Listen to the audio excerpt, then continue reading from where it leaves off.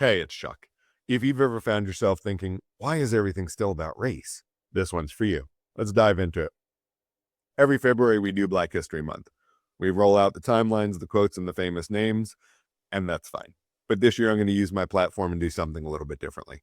This is a series about how history shapes behavior, how systems shape our emotional reactions, and how being committed to misunderstanding history and the world around you turns survival into something that you judge.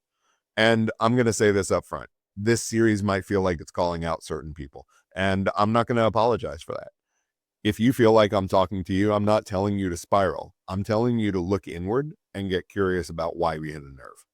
If it's not something you want to hear, you are always welcome to unfollow or block me because I'm about to say the quiet parts out loud, but will not take any bullshit from the commenters.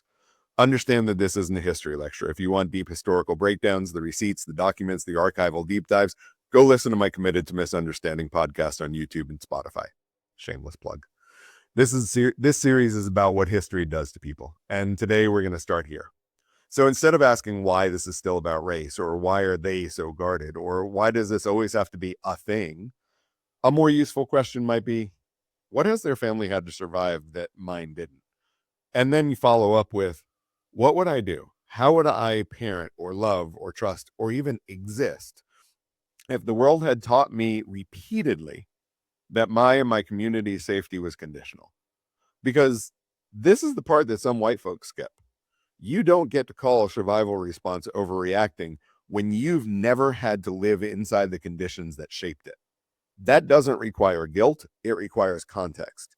Black History Month isn't about assigning blame for the past.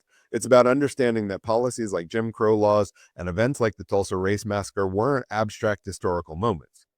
They shaped housing, they shaped wealth, they shaped who trusted institutions or people, and who had evidence not to. History isn't political commentary, it's psychological context. And when you start asking better questions, you move from defensiveness to understanding. That's where growth lives. Next episode, we're going to talk about what happens in your own nervous system when race gets brought up and why defensiveness is predictable, not permanent. I'm Chuck, the bald therapist. Work on you. Take no bullshit. Remember that you matter and have a gentle rest of your day.